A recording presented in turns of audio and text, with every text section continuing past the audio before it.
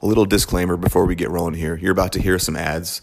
They are all from local entities that want to support the baseball community. A lot of these guys have deep connections. We're players themselves, so if you see having a need for any one of these services, please go patronize these guys. Thank you. Today's episode is brought to you by Jason Knadler and the Bank of Springfield. I will be the first to tell you that I am not the most literate person financially, but I do know people, and I know that the Bank of Springfield has invested in a lot of people that I know and trust. They have invested heavily in former local area athletes and baseball players. Off the top of my head, I can think of, Jason Knadler, Justin Knadler, Eric Weaver, Tim Wallen, Greg Morantz, Frank Stefano, Murph Mathiet, Ryan Murphy. These are all guys that I know and trust and would have no problems putting my financial future in their hands. And so Bank of Springfield is always involving themselves in local charities and the community and talks about being a family. So if you're going to put your money somewhere, take it to Bank of Springfield. These are guys you can trust. We are also brought to you by Hurwitz Enterprises. They can be reached at 217-544-4002. Get a hold of them for all your commercial real estate needs. They've been the best in the business since 1978 around here. I'm talking Joe, I'm talking Mimi, I'm talking Mikey, all working there. This is an absolute baseball family. I love the Hurwitz family. Jake, the older brother, played at Illinois College. Henry played with me at Lincoln Lane Community College, one of my favorite all-time teammates. And Mikey, the youngest, was a stud at the U of I. Again, love this family. Go support them. Thanks, Hurwitz. We are also brought to you by Washco Strength and Speed, located at 3604 North Peoria Road. There's also a second location in Jacksonville. Jared can be reached at 217-899-3233. I do not think there is a better place to take your youth athlete, specifically a baseball or softball player, than Washco Strength and Speed. Jared was an SHG grad. He went to ISU. He pitched at SCI. He has his certified strength and conditioning specialist, which is the top certification you can get in the game.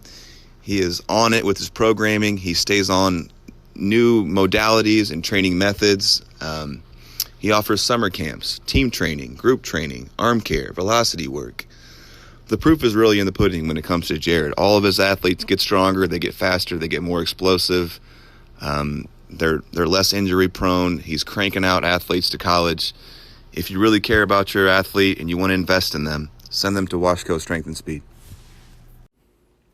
We are also brought to you by Body Symmetry, located at 2201 West White Oaks Drive, bodysymmetry.com. More specifically, Chad Marshik, the owner, head trainer. This guy is just amazing on so many levels. He is capable of training anyone from a child to a pro athlete to just your normal everyday person to the elderly. And not only is he a trainer, but he is also adept with, physical therapy, nutrition. Everything is going to be customized to you and what you need. There's a movement analysis when you first come in to address any deficiencies you have. It's all customized. Chad is the most positive, happy guy I've ever been around. Body Symmetry will get you right. I would, put my faith in Chad and his trainers any day. So go to bodysymmetry.com, get set up. Chad, we appreciate you. Thank you. We are also brought to you by Milner Dentistry, located at 755 South Grand Avenue West. They can be reached at 217-528-3384. Dr. Ty and his staff are incredible. The place is clean. They do amazing work. They can handle all your dentistry needs. Thanks again to Dr. Ty for agreeing to sponsor us here. He was a standout at Rochester, SCI, and then later had a really cool story of walking on at the U of I. Have a ton of respect for this guy. Please go support Dr. Ty and Milner Dentistry.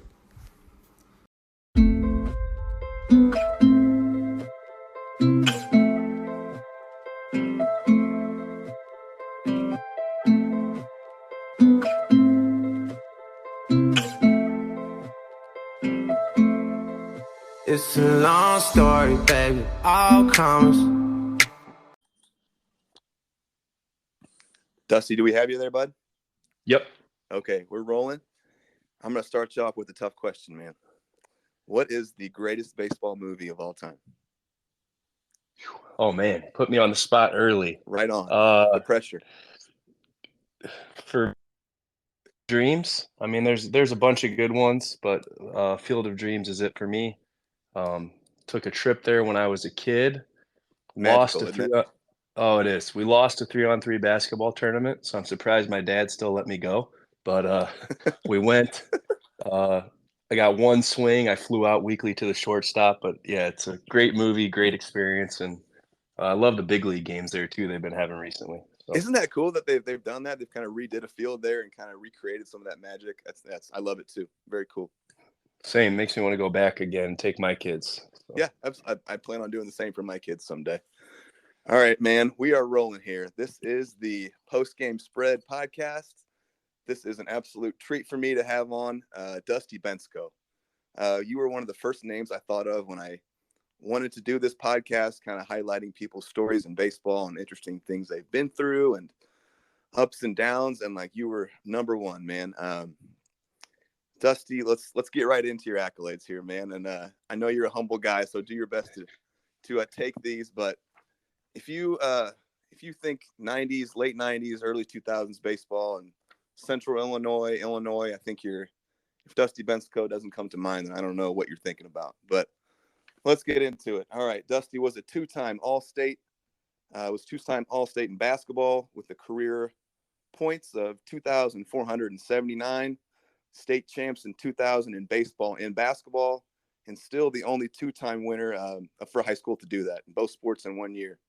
USA Today All-American, junior high state champs as well. I looked that one up as well.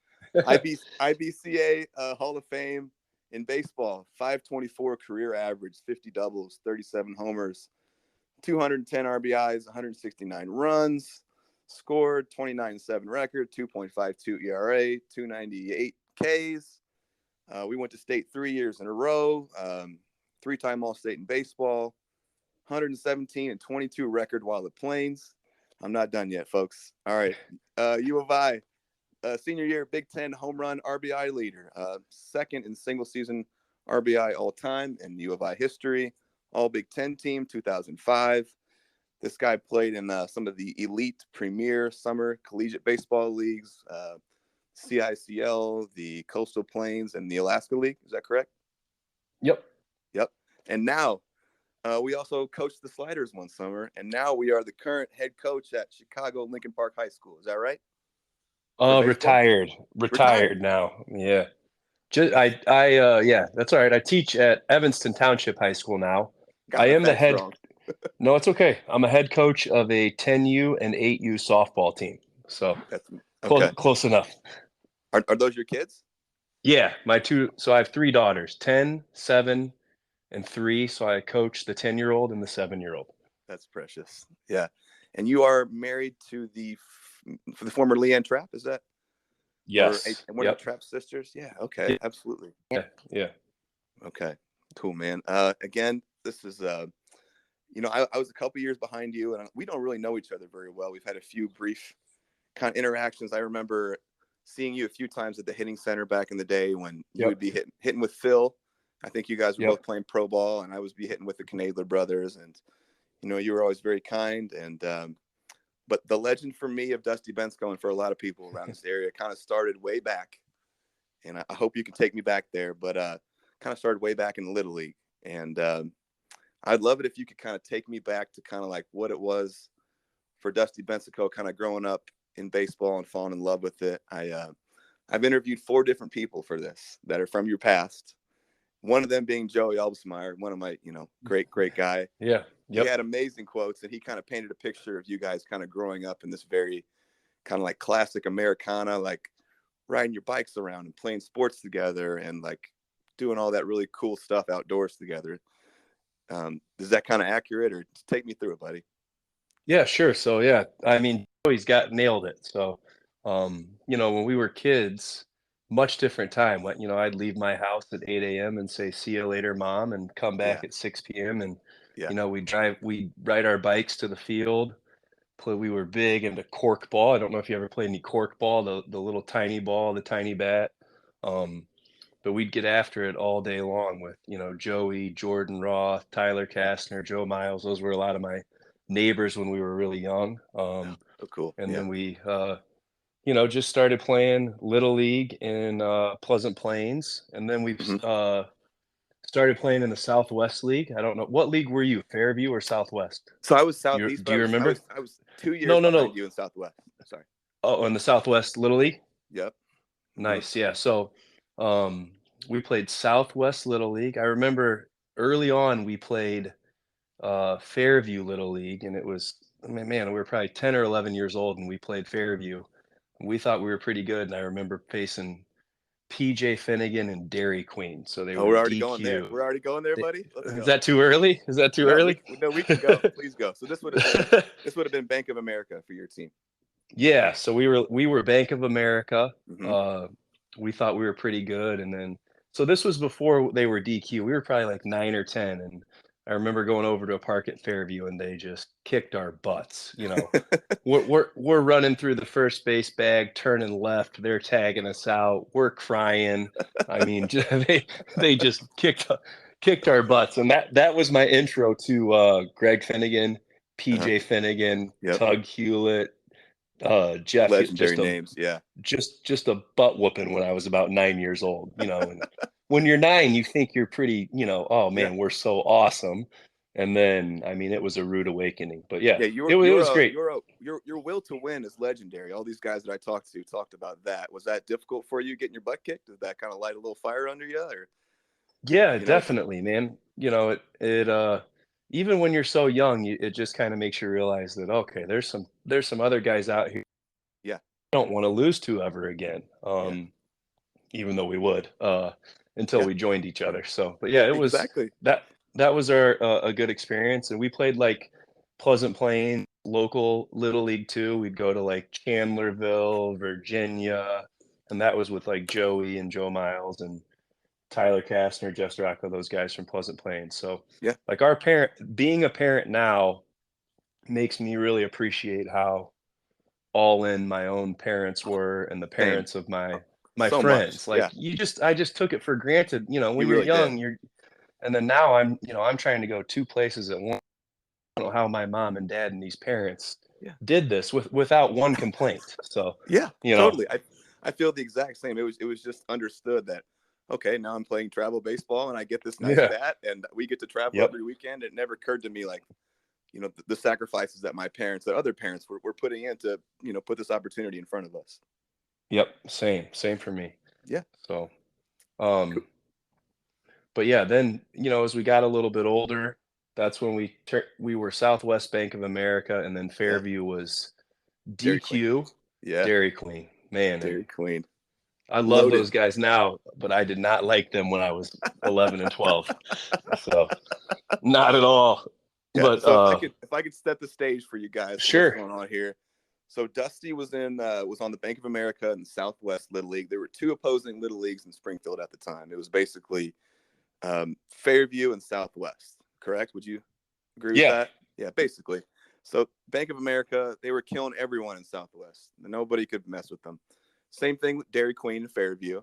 These two really good teams, and eventually they would, a few years down the road, I guess I'm giving it away, they would join forces and become this dynasty traveling team that I can't wait to talk about later. But I'm going to save that for now. Sure. So let's go. So your last year of Southwest here, and this is when I first heard of you actually. So I'll get to that in a second. But you guys clean up Southwest, and then you guys go to the state tournament.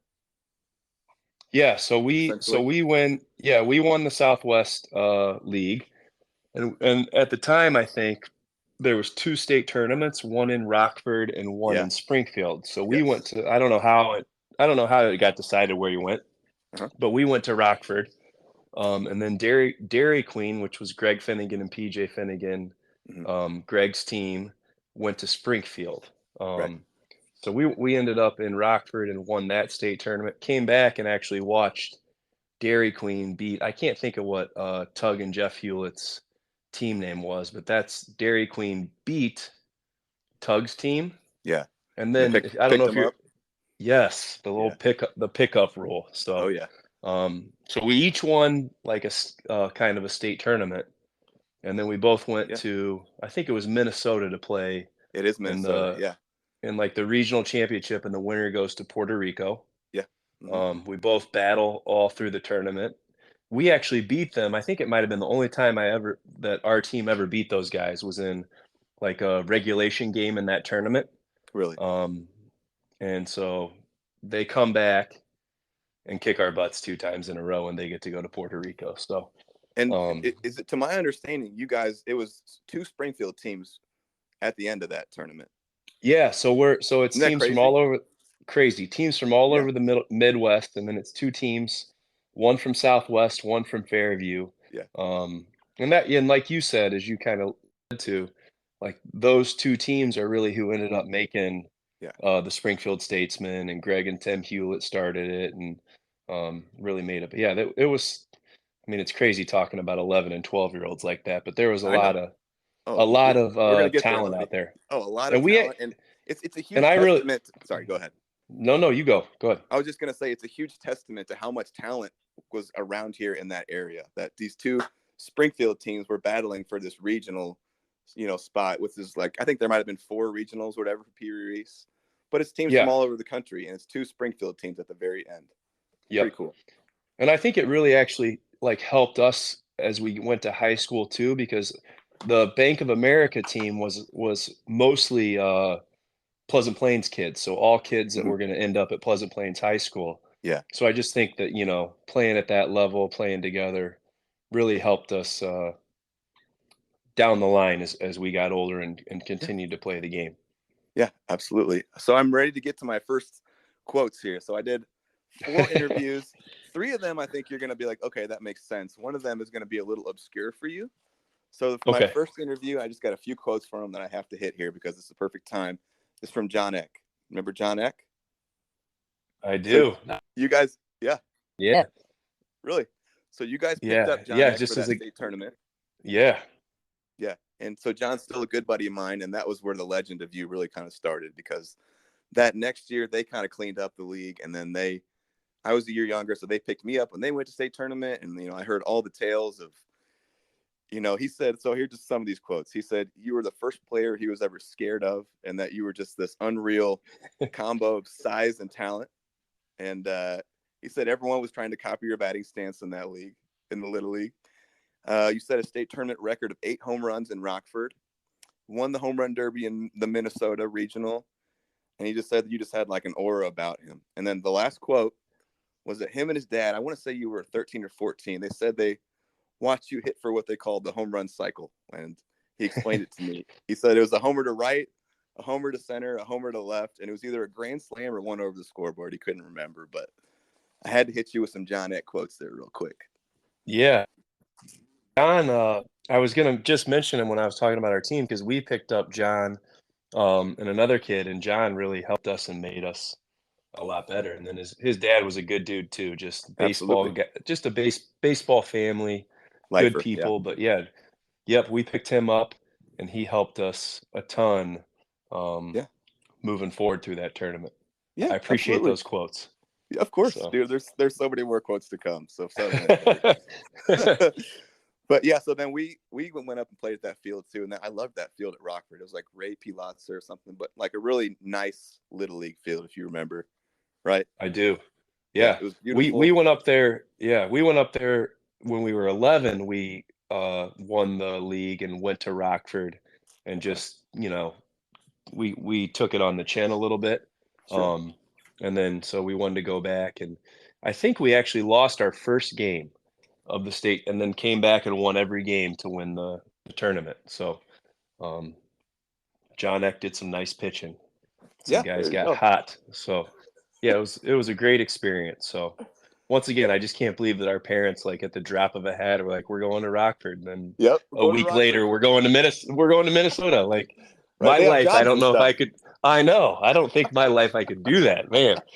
So I yeah, it was totally agree. Yeah, I couldn't just a imagine lot, doing that either. a lot of talent Yeah. at that time for sure. So Okay. Yeah.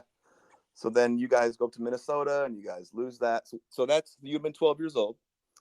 yep. The next year, is this when the Statesmen start up, or what are we doing after that? Yeah. So The Statesmen start the next year, but we're playing in, like, I don't even know, the 13, 14-year-old Southwest League, Okay. but we Yeah. still have a team in that league, Pleasant Plains. So the Statesmen have started, Okay. and they reached out to my family, and I think my parents, weren't ready to do that. They wanted to stick with Pleasant Plains. I think that was, like, if you ask my parents and me, probably the hardest part was, choosing to play for the Statesmen the next year felt like I was leaving my friends, my Oh, town, interesting. my Yeah. team. Um, and so that's, I think, most likely the reason looking back why we didn't join it the first year. But we battled in the Southwest League, and Yeah. we just had our Pleasant Plains travel team, and we went to a few tournaments um, when we were 13, and then the next year, as the 14 year, was when I joined the Statesman. So it was the Okay. second year of the Statesman, Yeah. and that team was What a special team. loaded. What Yeah, a special team, man. a great, Let great summer. for you guys. If you don't know and you're tuning in, the Statesmen were a legendary traveling team here that just cranked out some wild talent. I mean, now travel ball is they kids are being brought in from all over the place, but this was right here in Springfield, and I'm going to go down a little roster here. This roster had 8 Division I players and 5 people that went on to play professional baseball. So Tim Hewlett, Auburn, MLB, Joe Hewlett, McNeese State, Indy Ball, Bogum, Parkland, St. Joe's, PJ Finnegan, SIU Carbondale, played in the Tigers organization. Phil Laurent, Liberty University, Indy Ball, and then he played in the Padres organization for a little bit. Clint Cuffle, D1 basketball player. J.R. Kies, U of I, Lincoln Land. Nate Guernsey, he was a good hooper. I think he was the only one that didn't play college baseball. Matt Clark, ISU, Division I, Adam Locker, Terry Parnell, Lincoln Land, and then you, of course, Dusty Bensko. Those are the big names that I have. I know there were a few people that kind of came in and out, but those are some of the names when I think of the Statesmen, you know. Yeah, we had some other guys too that were great high school players. Let's go. Trevor Parnell played at Glenwood. Adam Locker, Southeast, was a great high school player. And then we had some other guys that filled in later as we got older. Joey Hemstock. Joey Hemstock played. Um, Scotty Beach. Scotty Beach, Ryan Beach, those guys all played. Yeah. And it just goes to show you, like, there's just so much talent, that we could do it all from within one town, really. A few Yeah. small town guys like me, Bo, Clint Cuffle, Matt Clark, but mostly it's just kids from Springfield, man, playing in those 2 leagues we talked about. Yeah. Crazy. Yeah, it really was. And so I got a ton of information from Greg Finnegan on your Statesman days, and I'm gonna start it out with one quote here. And when he started really separating yourself, he said, Dusty started doing things that made everyone stop and watch. And he mentioned a 400-foot something home run as a 14-year-old at Normal West. And you guys were just like winning big games at Cabo World Series. And he said you really were like becoming a true pressure player. And that kept coming up over and over again, that you thrived under pressure. Over, like Greer said that, Alpsmeyer said that, Greg said that. I mean, obviously your resume speaks for itself, and you don't have to say anything. But yeah, some pretty cool quotes by Greg Finnegan. I had about a 30-minute conversation with Greg about the Statesman and you guys, and I think he could have kept going for a couple more hours. And I I'm don't mean sure. that in a negative way. I mean, like, No. Yeah. it was truly a really special time in his life, and he looks back on it and has a lot of pride for it. And yeah, such a cool thing, Statesman growing up, buddy. Yeah, it was some of the best baseball in my life, and those, like Greg and Tim and those guys that started it from nothing. And they're like, we want to take this to the next level. And, um, we had some great tournaments, played some great baseball, traveled all over the Midwest, Florida, Yeah. everywhere. So it really, I think, helped all of us in our baseball careers to push us to be better. So. Oh yeah, I mean, I imagine going and competing against some of the best players in the country has got to be such a and you guys were doing well. Is obviously going to be lifting your confidence as a ball player, and Yeah. then Yeah, you when we come back were here. Sorry, go ahead. No. I was just gonna say, yeah, when we were 14, I think we were something like 80-10, Wow. third in the Cabo World Series. But like you said, we had a big league roster. Mhm. PJ Finnegan, who to me was a big league arm. Uh, Yeah, absolutely. but at the time, he was just a big league middle infielder. So, Yeah, yeah, it yeah, was some great stuff, and then to come back and you just felt prepared for uh, high school. And to me, like when this is not, I hope I don't sound old, but travel baseball back then was a little bit. It wasn't everybody did it. He paid their money. It was like 100%. it was an invitation, It was. It to was. come do this. It wasn't Yeah, like I don't play, so I'm going to start this team. It was, so I think that like the talent that was on those teams was really, really high. And I think yeah, kids today are even more talented than we were. There's just way more travel teams. yeah. So It's all it's a little filtered out. different. Yeah. Yeah, Yep. there is like back in our day, there was a few travel ball teams here in town, and if you weren't, selected to be on it, then you were playing rec ball, and that's just the way it was. But Right. yeah, but now just is exactly what you said. If some dad is upset that his kid didn't make the team, he just starts his own team. And there's Right. there's 20 travel ball teams here in Springfield now. I can't even name Yeah. them all. Yeah, like or whole Right. Because organizations. I found when I started coaching up here, like, we would play against some travel teams, and a travel team in my mind is just this thing that is just a well-oiled machine, talent all over the field. And then we'd play some of these teams, and I'm like, this isn't a travel team, just it's just changed a little bit. So, but Yeah, some of those top programs are definitely still rolling. There's just more kids are doing it and involved, which I guess that's a good thing, yeah, absolutely, too. So, for sure. And I always wondered is so you were obviously a Class A player. There back then it was it Class A and Double A in baseball. Does that sound right? yep, So for those who don't yes, know, Double A would be the bigger schools, A would be the smaller schools. Dusty was at a smaller school, and you'd be putting up these crazy numbers, at your in high school. I didn't know, I wasn't privy to numbers what you did travel ball, but I just thought that must have been really interesting for you to go and face the best players in the country during the summer, and then come back here and face some Class A pitching. That must have been quite the contrast for you.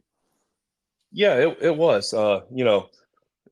Just yeah, we'd travel the country, face top arms, and come back. And just in high school in any sport, after you play that, you're not going to face the same arms. But like we talked about, the local baseball was so good. and Oh yeah, and not to go to high school, but like Coach Greer was going to play anybody anytime, so he was always looking for. We were going to play Springfield High, we were going to play Glenwood, we were going to play he did schools from Chicago. So always. Yeah, no matter what, he wanted to play the uh, best. the best teams, and I think that really, playing on those travel teams in the summer helped me be ready for those moments too. So Oh, yeah, it well was a said. bit of it was a good experience on both ends. Yeah, and you have Sometimes I great. sometimes I'd struggle with that slow curveball when I came back, but I don't know if travel ball is the excuse the excuse for that, or just not being able to hit much with spin. Yeah. Greg Finnegan talked about how it was just such a great group of guys too. Like you guys were all very close, and good families, and it was fresh for you guys because a lot of you guys were on different high schools, and then you would go do your whole school year apart, and then you would come together for the summers, and it'd be really fun. And there are these like long-standing friendships. Are you still keep in touch with any guys from the Statesman, or I Yeah, don't I know? do.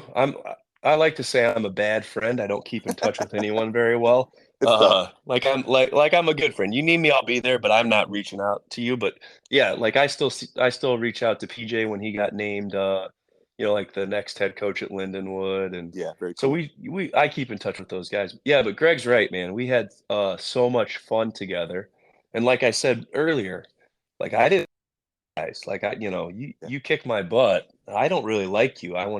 You're not on my list of people I'm going to invite over. But playing with those guys really made me realize how much we had in common. yeah, And we really were able to build really strong relationships. They're coming to my wedding. They're yeah. just good dudes. We had some great basketball matchups at some of these tournaments. Oh, I I bet. Yeah, there's remember some ballers on I that team. remember Yeah. Yeah, I remember Clint Cuffle thunder dunking on me, and I didn't even know he had the ball. So, PJ Finnegan and Clint Cuffle might be the greatest two-man basketball team I've ever seen. So, um, but yeah, we made some strong relationships, and worked out in the winter a little bit together. But it was really just like we were all playing other sports, and Yeah, summer baseball came around, and we were with each other for a summer. So it was that's good stuff, and just a great thing to be a part of.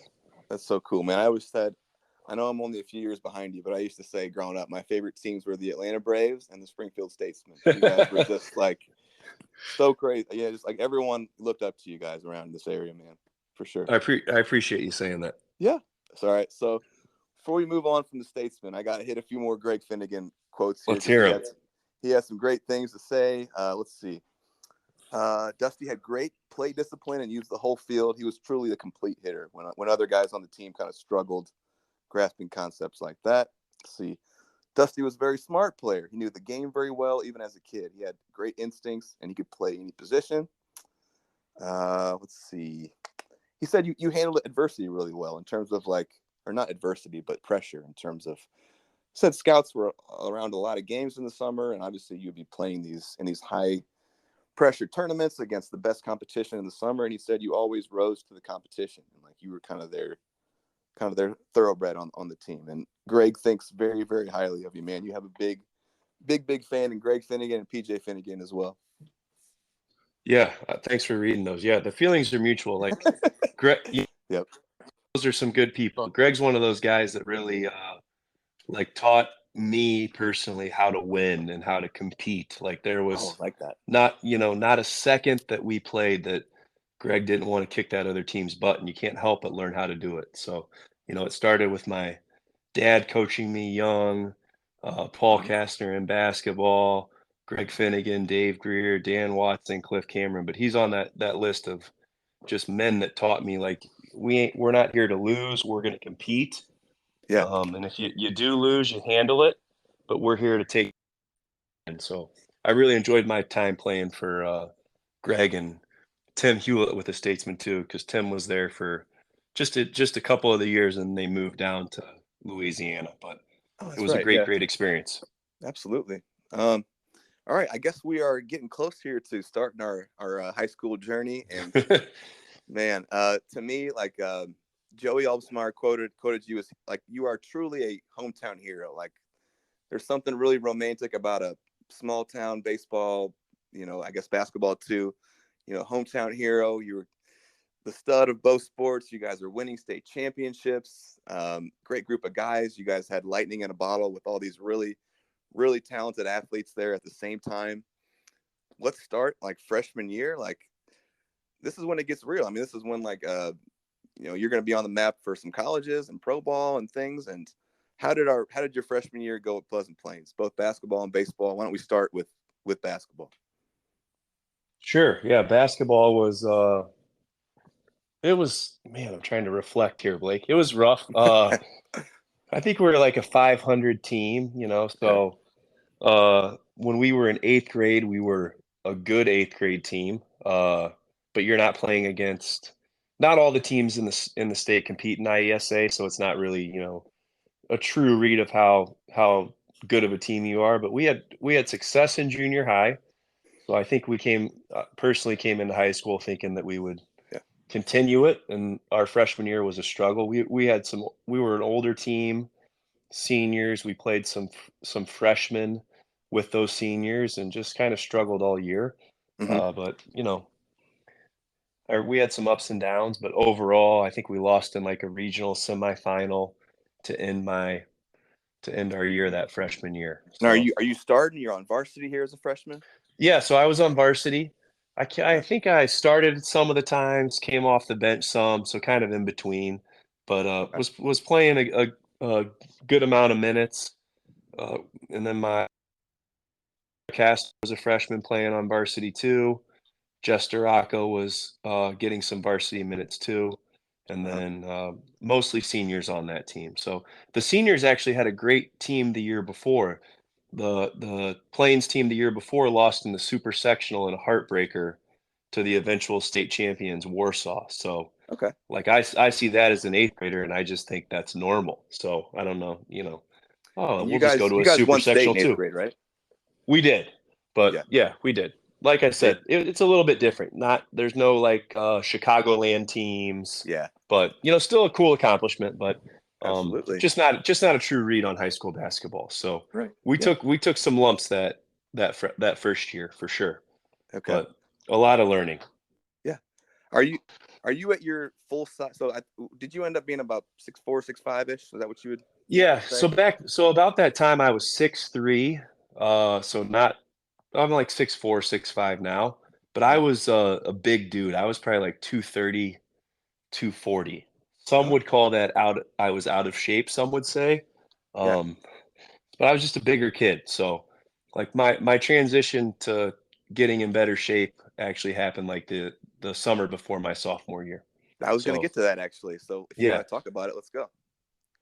Yeah, so I just man, I was a big boy, and then Yeah. I Not had fat though, but just like a big dude. just a big dude, but I was like, all Yeah. right, I kind of reflected on how it went for me as a freshman and decided that I needed to, focus on just health and getting in shape, eating better, getting stronger. And one thing that we actually did at Pleasant Plains, which was huge, was they implemented a strength and conditioning class. So Really? every athlete had to take strength and conditioning, Okay. and I think that it really just helped me personally, but all of our athletes. So, and then I got down like when I was playing the rest of my career at Plains, I was probably about 200 pounds. Yeah, So you're pretty ripped up if I remember. I mean, I always grew up thinking you were like a big dude, and you are, of course. And then like about around that, yeah, sophomore year, I remember seeing a picture of you in the paper and you were looking shredded. And I was like, what thank happened you. with Dusty, man? Yeah. Yeah, it was yeah, just like you know how it is. You just have like this awakening, like, man, I got to get this figured out. So As a not that I as a was 14-year-old, 15-year-old, you had that awakening? I did.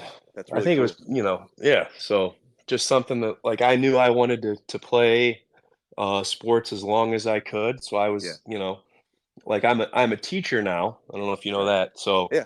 Yeah. I talk to my students a lot. Like when I was in high school, there was just certain things that I was not going to do because I wanted to. I tell them ball out at all costs. I wanted to play baseball and basketball, Oh, and I that's love that. it. That's a great So quote, buddy. Yeah. tell them too. You got to decide what you're all about, and Yeah. make your decisions from there. So yeah, but I just had a moment and really focused on it the rest of my time in high school, and then kind of continued it through college.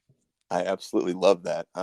Man. So is becoming a pro baseball player on your radar at this point? Is this your goal, or what are you thinking with Yeah, that? yeah. I mean, I think if you ask 15-year-old me what my job's going to be, it's probably third base for the Cubs. Yeah. Like without a doubt in my mind, that's what Yeah. I'm going to do.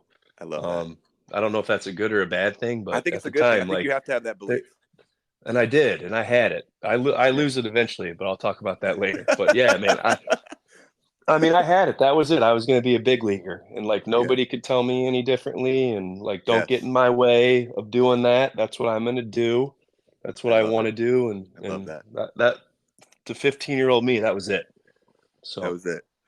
It was baseball. It wasn't basketball. baseball, yeah, it wasn't bad. I mean, I love basketball, Yeah. but like I think I just saw like the I thought I could take my career farther Yeah. in Higher baseball. ceiling and higher So ceiling in yeah, baseball for sure. yep, that's what I felt like. Yeah. So That's beautiful, man. So then we're rolling into our freshman year of baseball, and you are with Greer, the legendary Dave Greer. I have a ton of oh yeah. respect for him. I did a lengthy interview with Dave Greer here. I'll give you some quotes on him too, man. He was a riot. I loved it. So how'd that freshman year of baseball go? It was good. I had a good experience. Like, the thing about playing for Coach Greer is like freshman, sophomore, junior, senior, like he does not care. He's going to play the kids that he thinks are going to help him win. And I think for a lot of people that might be a hard thing to do, but he really just Yeah. doesn't. He just. I mean, I hate to say he doesn't care. He doesn't care. He's going to play the best players who Yeah. deserve it the most. And Yeah. that might be you who gets to play when you're a freshman, and it might be you who sits on the bench when you're a junior. So, Yeah. um, you know, I really enjoyed my time playing for Coach Greer. Yeah. He You enjoyed know, you being there, winning. buddy. Yeah. So you know, he was my elementary school PE teacher. Yeah. So um, we would play basketball at recess, and he would dunk on us and just I could see that. bury us, but like preparing us for the future, like to Yeah. want to win. So, Yeah. but my freshman year, I think we were a solid team. I had some guys on my team that played college baseball: Kyle Schultz, Chip Wagner, Mhm. Ryan Murphy was a junior that year. Oh, He went on to play. He went on to play at SLU. Slew, amazing. Yeah. Just a stud. Absolute stud. Yeah. One of the best hitters I've ever played with. Just a Seriously. stud. Yeah. So that freshman year, he was a junior, and it was kind of similar to do and accomplish the things that we wanted to. But like for me, I was happy to play varsity and keep working hard and Yeah. just get better. But yeah, I had some good dudes, and the thing for me that I really learned my freshman year was being a freshman on varsity. Those guys always treated me with respect. I bet you didn't forget that. No, I didn't, and I Yeah. really tried to pass it on as I got older, and Yeah. especially like at the college level, being an upperclassman, you kind of feel like a young guy's coming in to take your job. But Yeah. I always tried to treat that young guy like, I was this kid once, and I want to help and make them as comfortable as possible. And those upperclassmen, when I was a freshman at Plains, really did that, and it's something I really appreciate to this day. Dusty, that is so in line with everything that these four guys I interviewed said about you. There's your leadership. You were stand up. The one maddening thing I almost kind of found was that you were almost too perfect when I talked to these guys.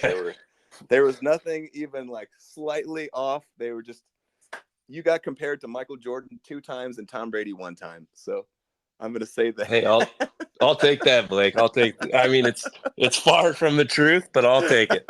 Far from the truth, but I'll take it. Okay, cool, man. All right. So our freshman year is over, and now we're getting into our sophomore year. Did you guys go to state this year in basketball or baseball? No. Baseball. Baseball. Okay. Basketball, yeah. Basketball, we were super young. Okay. I think we started, man, three sophomores and a freshman and Okay. and a senior, something like that. But we were really young. A lot of ups and downs that year. But we began to, I think, kind of figure it out in basketball, like, okay, this might be something that we can do at this level and have some success. My sophomore year, we had a new coach, Cliff Cameron, too. Who coached you So in middle school? who coached us in middle school? Yeah. So Right.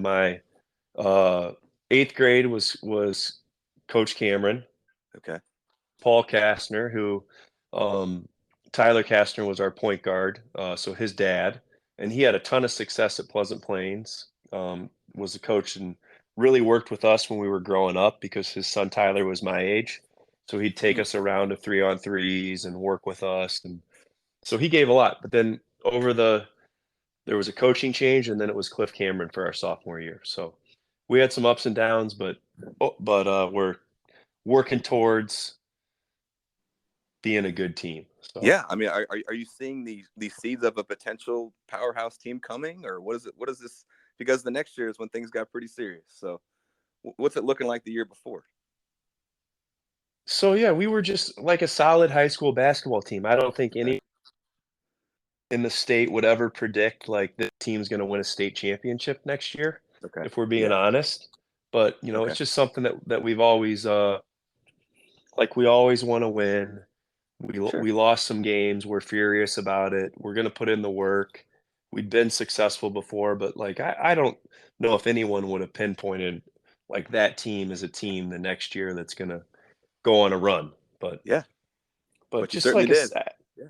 we did, but just a Yeah. solid basketball season that year. Yeah. Fun, I imagine. Sure. Yeah, it was fun. Yeah, we had once again a good group of guys. Ryan Murphy was a senior that year. Yeah. He was a good basketball player Love too. Murph. Yeah, I love So Murph. yeah, so he was a fun guy to play with. Like talk another guy that you talk about a competitor, just gonna like Yeah. he's a guy that you want to go to battle with for sure. So he was a good basketball player, good teammate, and we were kind of coming to our own. The young guys were coming to our own and getting ready for what was to come for Pleasant Plains. Sure. You know, the the Knadler brothers said that Murphy is the best player they ever played with that didn't play pro ball. I see that too. So Yeah. he could, man, he could hit. Flat Like out and, hit. and the other stuff too, but like he could just hit. That boy could and hit. just yes, he could, man. Good, great player. Yeah. Good dude too. Yeah, great guy. Great dude. Cool, man. All right. So now we're getting to our sophomore year of baseball. What's that shaping up for us? What position are you playing at this point? Positions, I should say, probably. Sure. Shortstop, third base, and first base. But I think my sophomore year is when I become the shortstop, which I think is just my size isn't really ideal, but I think I just hounded Coach Greer like I'm the shortstop. Let me be the shortstop. I will make us better. I want to play shortstop. Because with the Statesman, I had no shot of playing shortstop. You know, we had PJ had that PJ. lockdown. Yeah. And yeah, I mean, I've got a fun fact about PJ. Do you know how good of a fielder PJ Finnegan was? Tell me. That man never wore a cup. Ever. What? College baseball, are you high school baseball. No, I swear that's how good his hands are. Didn't need a cup. I go out and play old man softball and putting a cup on. This guy's playing D1 baseball without a cup. So I was like, yeah, it's crazy. So shortstop was the position I grew up playing and I loved. So, Coach Greer gave me a shot. And then that's where I played pitcher, shortstop, and then from there. But we had a good season, made it to a state tournament, lost in, I think, the first round to Teutopolis. Okay. So, which was a pretty big, which became one of our rivals, which is weird. They're so far away, but we had that sophomore year. For good baseball, for sure. Yeah, they are. We had a good run. Like I said, we had Ryan Murphy, and then a bunch of the core group that was gonna be a part of the team in 2000 for the next year. So we had a great arm in Matt Clark, who's kind of one of the most underrated guys from our area, I think, with how dominant he was. Yeah. He played at Illinois State. He was so dominant for us at Pleasant Plains. You know, his you gave him the ball, we were going to win. And we just believed in him, and he really dominated on the mound for us. But that sophomore year we lost, I think 3-2 in extra innings in the quarterfinal, and it got us hungry to get back there and take care of some business. So, and I think that we really wanted to win for Coach Greer too, because he always had a saying. He says, "You get there, I'll take care of the rest." I love that. Yeah, and we believed him. Like, he's just the guy that if he said run through the wall, you just run through the wall. That's just a perfect. guy that you really got behind. Let me quote Dave Greer then, right off of that. Dusty had the drive to be the best. He was hard on himself. He was a loyal soldier. That fits right in line with what you were saying, buddy. He said it over and over, how you were just such a good, how you followed, and how essentially, if your best player is also your hardest worker, who is also your most coachable, that sets such a tremendous tone for the program, for everyone else underneath him, man. So, yeah, kudos to you for that, buddy. Thank you. Appreciate it. I know you have a hard time taking compliments here, but it's not my style. I'm trying. Not my style. It's funny because, for you guys that don't know, when I first pitched this idea to Dusty to do it, to come on, I kind of texted him and was pumping him up, and he was going the opposite the whole way. Like, no, I wasn't that great, and this and that, but I'm gonna pump you up here, buddy. But I appreciate it. Yeah. All right, so let's just say we're at our junior year now, and this is such a magical year. I'm really excited to talk about this for you guys. If you don't know, all right, I guess I kind of mentioned it earlier, but this is the year that Pleasant Plains set Illinois State high school history, winning the state championship in basketball as well as baseball. Dusty had a year for the ages in basketball and in baseball. I'll get to those stats eventually here, but man, let's just start with basketball. So junior year, what's the roster looking like? What are you guys thinking going in? Let's start with basketball. So take me there, buddy. Sure. Going into that year, I think we expected to be a good team. But, just being like small town, you don't really have a clue. We play to win, we do all that, but we're really like clueless where we stack up with the state tournament. Like the state tournament to me growing up was this thing. Like I wanted to play in a state tournament, I wanted to win a state tournament, but it Yeah. was also like, like watching Duke basketball, this thing that was just something that you didn't really know what it was Oh or how yeah. you were going to do it, but you just wanted to. So Okay. we came out, we were starting a senior, 3 juniors, and a sophomore, and then a sophomore, like Jordan Roth, Bo Gum off the bench. So, Legends. Yeah. yeah, just 2 legends right there, and we started like Tyler Kastner, a junior, Jester Rocco, a junior, Aaron Zerko, a senior, and Ryan Sunley, a sophomore, another legend right there. So Yeah. we were young, and I think we won our Thanksgiving tournament pretty easily. And then like the first state rankings came out, and I think we were in the top 10, and we were like, that was a moment where we're like, okay, I think that we can do this and we can um, be good. So, because our rival Riverton and Clint Cuffle were, I think they got third or fourth in state or made it to the Elite Eight the year before. Okay. So they were a year older than us in school Hmm. and just a little bit ahead of us. So that's kind of who we were chasing. We were chasing Riverton. So they had just done what we wanted to do. They had made it to a state tournament. They had some older guys that were really good players and our conference rivals, and they were who we wanted to be and who we wanted to beat. Yeah. So, but yeah, that junior year, I think we started out, man, 26-0, didn't lose a game, Wow. lost, and then we lost Riverton shootout game and then to Riverton back to back. So we went to thinking that we're the greatest team in the world and to 2 tough losses. But I think I don't believe in like a loss helps you, but Okay. I know it's cliche, but I actually think it did kind of wake us up. Sure. You're a young, dumb high school kid. Your coach can tell you anything they want, but you're not going to believe them sometimes. We're good enough. We don't need to do that. So Uh-huh. but it really woke us up, but we then we got hot at the right time and went on a run. So went on a run. Yeah. What that state championship? What did securing that state championship feel like? Or is there anything you have takeaways from that?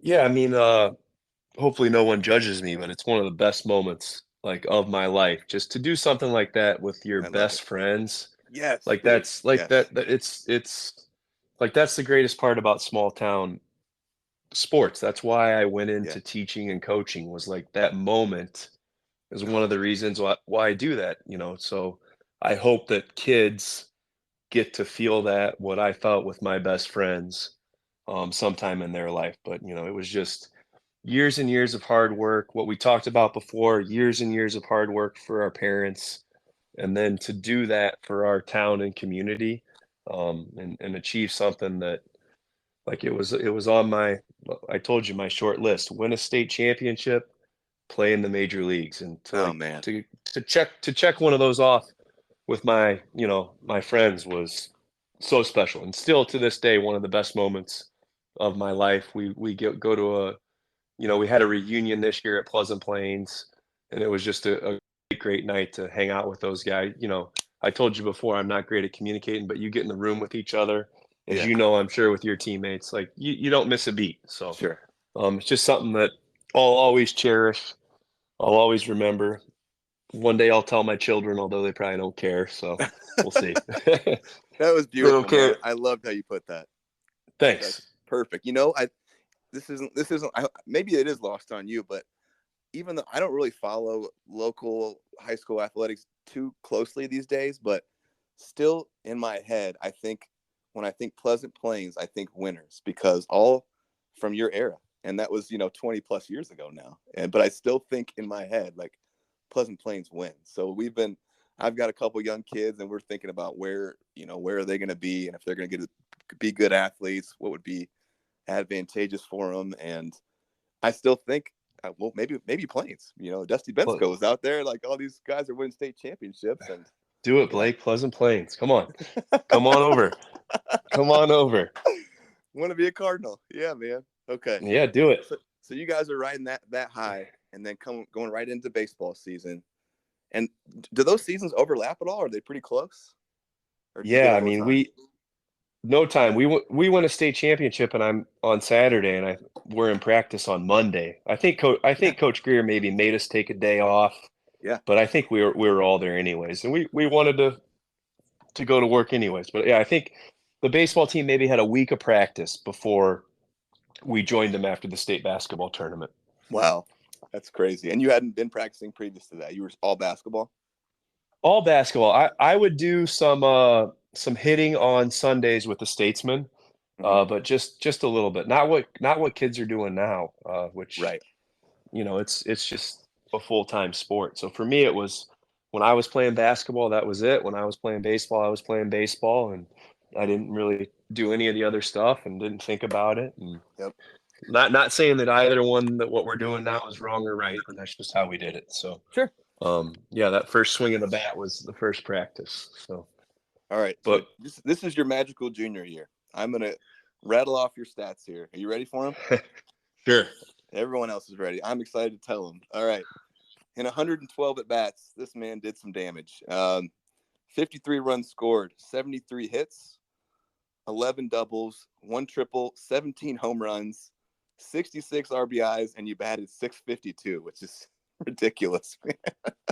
You must have felt like you could not get out. Let's just tell me about how the season felt for you, man. I mean, I couldn't imagine you feeling any more confident. Just let's go, man. Let's talk about it. Yeah, it was we actually as a team we really struggled early on. I think that we we're something like 10-5, no, 10-4. So we lost to Rochester, which was where Coach Crew went to high school. Okay. And that's a team he didn't like to lose to. Sure. So I'll never forget that we lose to Rochester. He takes us to the outfield for a post game talk, and an hour later we're still out there. But whatever he said worked. Because I think we rattled off like 20 some straight wins after that. But like I'm sure, like being a high school kid, like I talked about, you win a state basketball championship. Like no matter how locked in you are, getting focused on what you need to do for baseball, I'm sure that maybe we weren't all there, but we got hot and had a good run. And like I said before, Coach Greer was always going to challenge us. We were always going to play the best teams. He worked his butt off. He was having events at Landfair, a Plains Classic game. He was always getting us games and getting us great competition to play against. But yeah, for me personally, it was, a good season. Our lineup was loaded. We had Bo Gum at the top, who I think maybe led the state in stolen bases that year. 61. Yeah, just 61 like stolen bases. And insane. He played hurt, so I think he had a torn rotator cuff and did all that with that. Wow. So he had a great year. Tyler Kastner had a solid season. And then myself, Jordan Roth, Joey Albsmeyer, 2 sophomores starting for that team, just hitting the crap out of the ball. And Jordan was one of our best pitchers. And then we had some seniors in the middle of the lineup. But yeah, it was a good team. You guys were loaded. Yeah, we were. It was a lot of guys that played competitive baseball outside of high school too, which I think helps. And just it was a lot of the same guys from basketball too. So guys that I think every player but Matt Clark played on the basketball team. Really? So interesting. Yeah, it was guys that had won before and knew what it takes to win and knew what it meant. But yeah, it was a solid season. That's powerful. I had knew how to win like that. Yeah. So and then for me, I hit the ball well that year. So yeah, you also threw well as well. You were also starting on the bump, one of their aces. Yep. So I think Matt Clark was our 1, and then Jordan Roth and I were like, the number 2 kind of combined together. And but like I said, Clarkie that year I think was 13-0. Wow. Pitched against the best teams through the Friday quarterfinal, wins, comes in and relieves the state championship. Pre-pitch count, of course, but he got it done. So, but yeah, that the state championship baseball game is maybe like one of maybe the greatest game I've ever been a part of. So it was Can a we, you want great to talk about it? comeback. I just want to talk about that comeback, Blake, in Yeah, let's talk the about it. seventh inning. I want Yeah, to talk so about it. man, we were Take us down there. 9-6, top seven. Who we playing? Playing Addison Drill. Okay. So they're loaded. They've Mhm. got their pitcher on the mounds going to Illinois next year. So I strike out in the top of the seventh, come in, throw my hit the camera guy taking photos. So not my proudest moment. Yep. But then I get up and Tyler Castor led off the inning with a hit. I strike out. Jordan Roth puts the ball in. I think they throw it away. Ryan Nelson gets out, and then Joey gets on base, and then a couple big hits, and all of a sudden it's 10-9, and it's just mayhem in Lanphier Park. So it's like 20 minutes of sports I've ever been a part of Oh is that man, comeback. I'm And the getting best part tingles just is you like, talking about it. yeah, I tell people all the time, like I struck out in that inning, and if I could live any moment of my baseball life over again, it's the inning where I strike out by far. Really? Like it was such a great moment for um the town. Our like I said, it's just like high school sports. It's there's just doing something with guys that Yeah. you've known for so long and grow up Yeah. with is just it was really Magical. special to me personally. Yeah. So, Oh. but yeah, that game was back and forth, back and forth. We're down 9. We put up 4 in the top of the seventh, and then find a way to end it on a double play in the bottom of the seventh. So That is, I can I rattle love off it, man. that inning just because I watched it in December. That's why I know I remember it at It, our reunion. They played the game for us. I think that's on. I think it's on YouTube as well. Yeah, it That is. whole game is. Yeah. Yeah. Really cool. Yeah. And this is so funny, man, because Joey warned me that the whole time I was gonna have to fight you because you were gonna every time I wanted to talk about your stuff, you were gonna deflect and go start talking about the team. And you've done it consistently this whole time. That's a good thing. That's a good thing, man. I'm trying. Yeah. All right, man. All right. So 2 state championships in 1 year. I've said it twice now. I'm gonna say it the third time. Only time in high school history this has ever happened. Total lightning in a bottle. What a cool experience for you guys out at Plains. You're going to be heading now into your senior year. I want to pause for a second. What is the recruiting process looking like for you at this point? Are you signed? Are you getting looked at?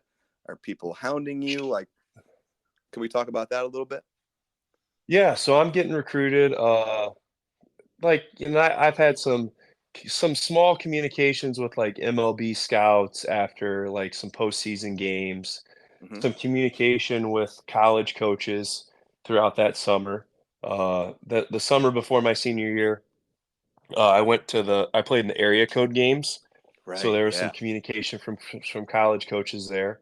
Mm-hmm. But most of my interest was through our team having success in high school and then statesman baseball. That's really like, because how it was. We really didn't have any, like, there was no PBR Way showcase different. So different where I now went and than it used threw to be. us. Yeah. Right. It's like, I was seen in a game. I'm sure that's how you were seen Yeah. is in a game where We weren't your putting coach videos like, on YouTube and stuff. no, I couldn't go to an hour showcase and throw 94 and then be Right. like, where's Louisville with my offer? Uh, equally hard. I'm not taking away from how it's done today. Like I Yeah. wish that it would have been easier that way, I think Seriously. sometimes. But Yeah. so for me it was they came out to our state tournament and then they came out to statesman games, and my schools that recruited me were really mostly Midwest schools. I had a few schools talk to me a little bit about like baseball, basketball, like Evansville, Oh, cool. Illinois State had talked to me a little bit about doing both. Was that ever something But you considered? it was, but like, I really think like at that time I was like, I'm not going to college. That Oh, was that's where probably you're at. what my mindset was. Yeah. Just personally, I was going to Sure. sign with the college. I was going to do what I was supposed to do. Sure. But like deep down, I thought like college to 17-year-old me was a backup plan.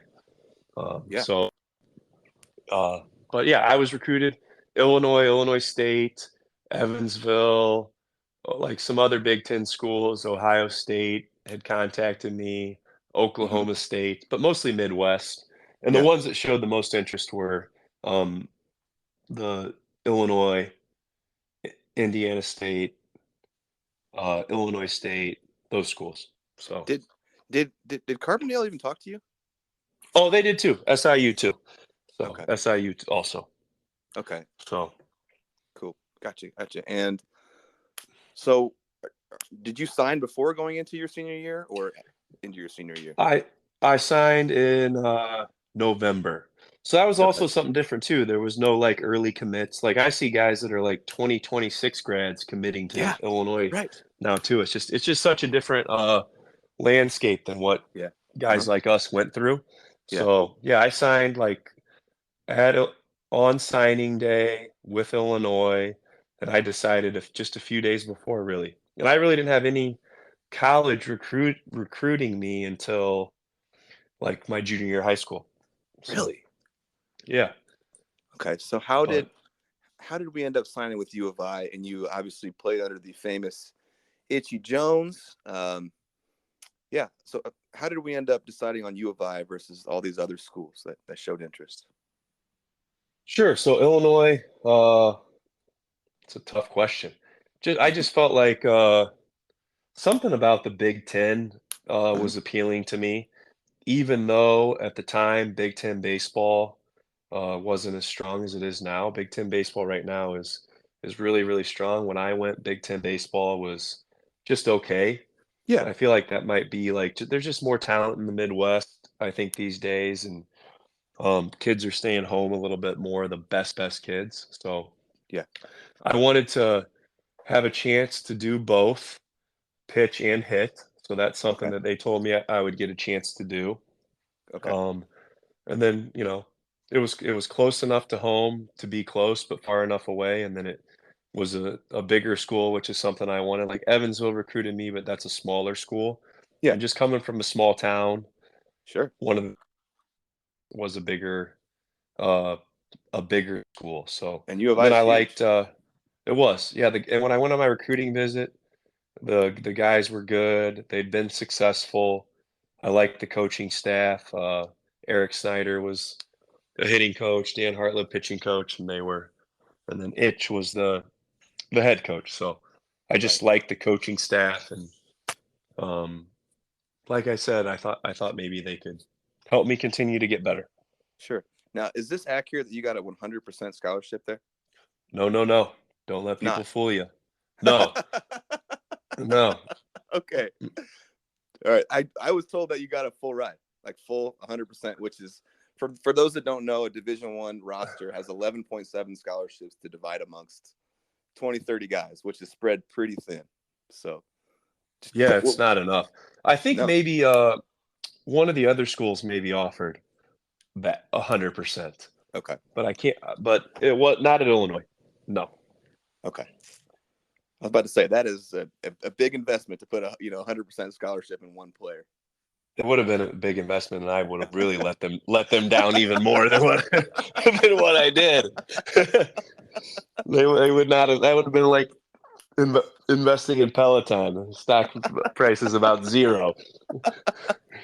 Okay, man. All right. So you're signed in the fall of your senior year of high school. Yeah.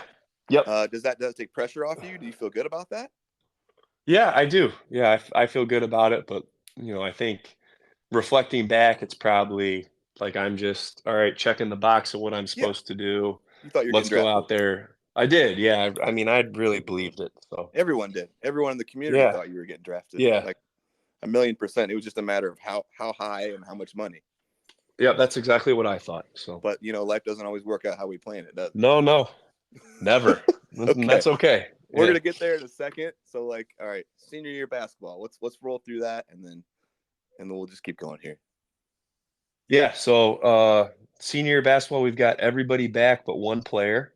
Uh-huh. So our expectation is to win it again. But we play early on. We play in a tournament with some AA teams. Get beat a couple games, but get hot during the regular season. Win. We lose, I think, one game to a Class A school during the year, Hmm. and but we're still, I think, the number one team in the state all year long. And then roll through a regional, roll through a sectional, and then we lose uh, in the super sectional on a last second shot. Heartbreaker. Yeah, So heartbreaker. it's a And Macomb. then, So and and that's the end of your basketball career. forever. Yeah. Yeah, That forever. one, Was that tough pill to lose it. swallow, or? Oh, basketball game. I've told a couple buddies this was actually like I cried after that. We're losing my last high school baseball game. I did it. I don't know if it was because I knew I was going to play another baseball game. But Oh yeah, yeah, but totally. for whatever reason, man, taking off that basketball jersey the last time, because it was like I said, the small town, like it was guys I'd played basketball with since Yeah, kindergarten, like, and then that was it, and it was so like any loss is abrupt in the sure. postseason, Yeah, but like for us, like we fully expected to keep on playing, and it was just yeah, a tough one. So once again, don't judge. I still think about it from time to time and just how zero tough it judgment, man. was and yeah, just how tough it was. It was a tough Yeah, makes you grow, but man, did yeah, it suck at the time for sure. yeah. For the ultimate competitor like you, it's not surprising that a loss sticks with you. Some 20 years later, you still maybe lose sleep over it every once in a while. I Yep. do, yeah. My wife might give me a hard time for that one, but that's okay. It's okay, man. That's what we're going back and telling the stories right now. So this is the Yeah, perfect yeah, time to yep. talk about it. All right, man. We're rolling into your senior year of high school baseball here. You are already signed to U of I.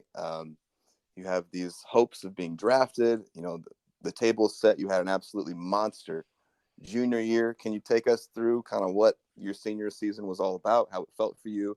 Are there scouts coming around, like professional scouts? Like, let's go.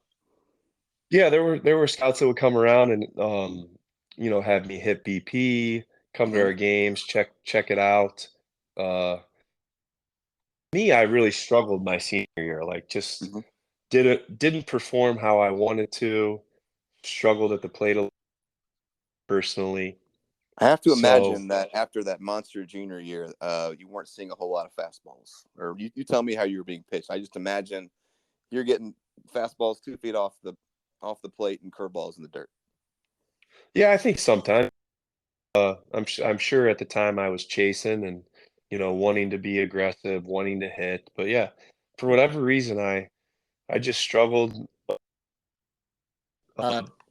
and didn't hit, perform how I wanted to, which yeah, was at the time disappointing but our team was still we were still successful yeah. and made it to a super section or made it to a elite eight Sure. and but just yeah for me personally on the mound I was fine on the field I was fine and but at the plate just a grind all year long like I just Well, felt like I'm gonna pause you real quick because sure your grind is gonna be someone else's best career best year they ever had. Dusty's grind year, he hit 458, had 7 homers, 56 RBIs, 22 doubles, 52 runs, 54 hits. You get the idea here. Shoved on the mound. So not the numbers you put up your junior year for sure. And I imagine putting some pressure on yourself with the scouts around, or how does that feel for you? yeah I think so like I said it's what I always wanted. It Yeah, felt like it was close. very close. Yeah, So, and even though maybe in hindsight it wasn't close, but it felt close. And at the time I thought like I'm so close to this, I've got to, do this and do that. But like I never felt teammates, um, my parents, nothing like that. Just it was more of the pressure of wanting to do great to get to take that next step. So, yeah, and then absolutely. just didn't perform how I wanted to. So it Did you happens, have but any scouts in I your learned a ear? Go lot. ahead. Do you have No, any you go scouts ahead. in your ear telling you, you were going to take you in the, I read somewhere that you were projected in the ninth, sorry, through 19th rounds. I found an article somewhere on you that said that. Did you get any, were you told anything like that, or? Not as specific as that, but just like, "We're interested in you, we're gonna take you." Had a few meetings with some scouts at my house with my parents and Coach Greer, Mhm. pre-draft, and just talking about what would it take to sign you and things like that. So, it was like, the process was And good. when they Coach Greer, ask I that, think. they're asking money wise for those who don't Yeah, know. yeah. Yeah.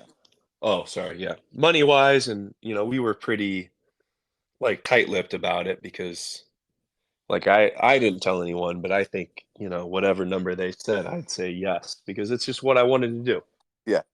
Okay. So you and didn't have a number you're holding out uh for. You didn't say Dusty no, Bensko no, no, wants to I sign didn't, for 100,000.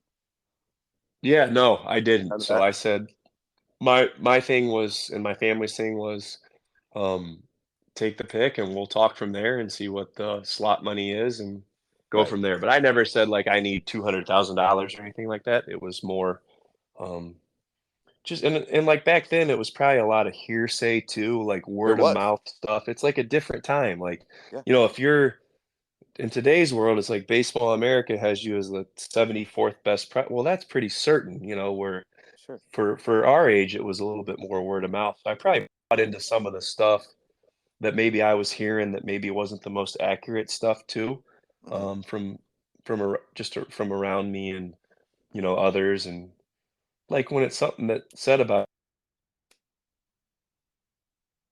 you, you're gonna believe it, and especially when you're a young kid. Well So said. I think that was part of it too. So Yeah. Okay. So that was part of I it can't too. remember. So Yeah. And so senior season did not end in another state tournament, or it's not a state no, championship. we Had a lost. Yeah, lost in the Elite Eight to Benton. Got beat pretty good. Never really had a chance. So Mhm. in the Elite Eight. Gotcha. And then, so like you said, it wasn't the end of the road, obviously, for baseball for you, and you had the draft to look forward to. What yeah. So what is you obviously did not get drafted out of high school. We're just going to go ahead and say that now.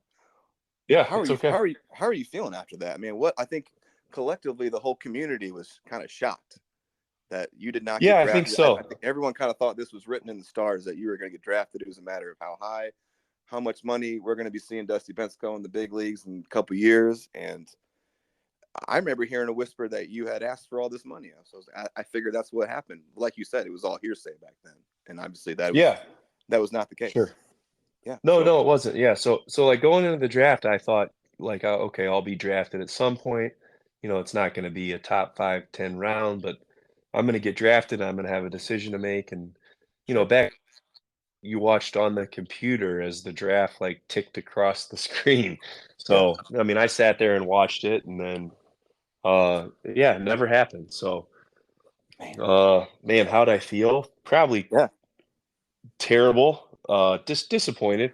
I think Yeah. what really got me was, like, I was disappointed for myself for sure, but also for, like, you kind of feel like you're letting everyone around you down a Yeah. little bit. No Sure. matter how true that is, it's just like, I just felt like not only am I disappointed because it's something I wanted, but I let the people around me down by Oh, not getting drafted and not fulfilling that goal. And so it was disappointing for sure. I totally get what you're saying by that. And to your testament here, Joey Alvesmeyer said you handled it phenomenally. He never heard you moaning or complaining why I didn't get drafted, and it was just you always kept your chin up and moving forward. So that's quite a compliment for you there. Yeah, I All appreciate right, him buddy. saying that. Yeah, I've got to dump some Dave Greer quotes on you before we move on to college here. You ready? Let's hear it. Yep. I had a great interview with Dave. I have a lot of respect for him. I know he's a pretty fiery guy. And yeah, here we go. Dave said you were the hardest worker he has ever had. Um, I already said that he said you had the drive to be the best. Um, let's see. So this is interesting. He says he takes the blame for you not being drafted in high school. And because he said a lot of scouts were coming around asking you, and I could feel kind of like the pain in his heart when he was telling me this, that they were asking you to do a lot of extra stuff, like wanting you to always hit before games, like, or just doing things that you wouldn't normally do as a team, but they just wanted to specifically see you. And then he kind of wanted to keep the team more like focus, and he said no to some of those things, and it's something that he kind of regrets looking back. Man. Okay. You have any comments on that, or you want me to just keep rolling? Yeah. No, I disagree wholeheartedly. So I thought I said he handled it great to me. That's got nothing to do with it. Yeah. Like I never felt that at all, and I never have ever thought that either. So When I'm you gonna hear have to that, have a Dave, talk. I'm gonna have to have a talk with him. yeah, you can take that burden off your heart, buddy. Yes, Okay. forever. He says you always had a dirty uniform. This was a cool one. He said dogs got to be dogs, and Dusty was a dog. Is what he said. That sounds like a T-shirt right there. Right? He says you were never afraid, you never backed down, and that you were always a winner. He believes maybe some of the pro scouts might have backed off a little bit because of your ride to U of I, but who knows? He said you were the greatest high school area player of all time, and he considers you amongst the greatest locally of all time, regardless of class. Called you a true teammate. He said you could have been a D1 basketball player. He told me a really cool story, and so did Alpsmeyer. We'll get to that, but I'll just say part of it now. But he said the hardest ball he's ever seen hit was at a sectionals game in high school, and it was a majestic, in quotes, home run over the lights at Lincoln Land. Both Joey and Greer described it amazingly. They talked about it was, one of them said it was still going over the lights. One of them said it was, 450 feet plus. The ball was never found. It was still going up. Yeah, just like one of those stories, like when it gets told over time, it gets better and better. I'm sure it was one of those. It's one of the good things about hearsay. There is that ball. Here we go. Said you're Tom Brady like, and then Hey, I'll last take it. quote. Hey, we'll take that, right? Yes, Last one. every day. Yeah, he said you are the greatest in Plains history. There's nobody close. The greatest competitor he's ever had. In the past 30 years plus, there's no small school athlete like you in Illinois history. It's pretty cool things he was saying about you, bud. Yeah. He obviously thinks very, very highly of you, and I can tell by how you speak about him. You think very highly of him as well, man. Yeah. Mutual feelings. He's just a great guy to play for. Taught me a lot of those qualities that he's talking about too. So. Yeah. All right, man. Here we go. The journey begins. We are freshmen at U of I. You are playing for the legendary Itchy Jones. I've got your stats right here in front of me. Looks like you didn't play a ton. Got about 25 games in. Can you tell us what it was like, just going from Plains, a smaller school, to this Big Ten program? You have these amazing facilities. You're playing top competition around the country. You have access to, strength coaches and meal plans and all this stuff. Just what was your first year like there, buddy? Yeah, it was definitely an adjustment. Just, you walk in and it's fall ball and you've got to compete right away. But, I felt ready to compete. High school baseball, statesman baseball, both those things definitely did a good job of preparing me to play. Mm-hmm. So fall ball was normal. Felt like it was a decent fall. Went in, competed, was getting some time at third base, second base. Good group of guys around me, experienced guys around me, but expected to play in Mm-hmm. the spring and went into the winter. And I think a lot of like your transition, your freshman year of college is just kind of learning what work really is. Like I feel like in high school I worked my butt off. I was Mm-hmm. constantly hitting, I was down at the gym shooting, I was Mm-hmm. working hard, but like you get to college and it's just kind of a different level, different efficiency to it, a purpose to it, Well said. that I was trying to pick up from and learn from those older guys. And like I said, my time at Plains and the Statesman helped get me ready for that. But it took me some time to transition for sure. So just to kind of get used to being on my own and Yeah, taking absolutely. care of me and meeting all the expectations athletically. It was for sure an adjustment. And then, we go to the winter and come back in the winter and get ready to play in the spring. And I thought I would get to play. Uh, I don't think I expected to start the first few games, so I didn't start those first few games. I came off the bench, but then I in the second weekend I became the starter. Believe it or not, at second base, which Second like base. my second base. I never played second base ever. Not Yeah. a pick ever. So they just had Illinois had a void there. I was brought in to play third base, but we Yeah. had a really good senior third baseman who all Big Ten hitter Luke Simmons. So I was not gonna like take his job. It was his job. Yeah. So they found a place where I could play a little bit, and same with first base. We had a great first baseman, Andy Schutzen, get up to like to Double A for the Cardinals. But second base was an opening, so I started the second weekend. Started for like 20 games or so. Was hitting Mhm. like, two not I wasn't like doing anything crazy, hitting about 270, 275, and then I'll never forget we're playing Purdue, and they've got a pitcher who's going to be a top 10 draft pick. Throws gas. The Cubs picked him. I can't remember his name, Chad Blasco maybe or something like that. But he threw gas, and then Mhm. I get to the park on a Friday night, and I'm just not in the starting lineup, and then I'm not in the starting lineup the rest of that year, and it was Really?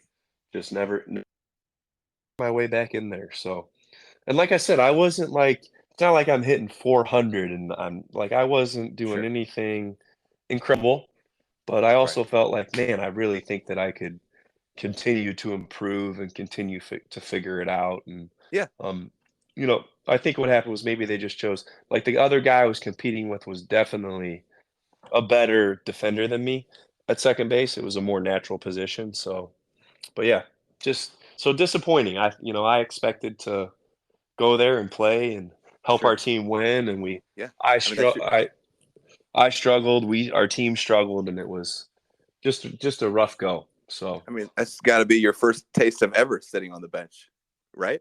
it was, yeah, man, and I handled it like a big baby too. So I mean, I did like if any, I did not handle it well. I mean, I think I I just yeah, I had never sat the bench before. Like if on like I never really failed before, so just Yeah. both those things were a tough pill for an immature Yeah. 19-year-old to And swallow. So those can be I big, think big I called teaching lessons, moments. yeah, I called my brother-in-law, Dan Watson. So he was my high school baseball coach, basketball coach, now my brother-in-law. I Hmm. called him like with man, like probably in like May of my freshman year, like I'm done.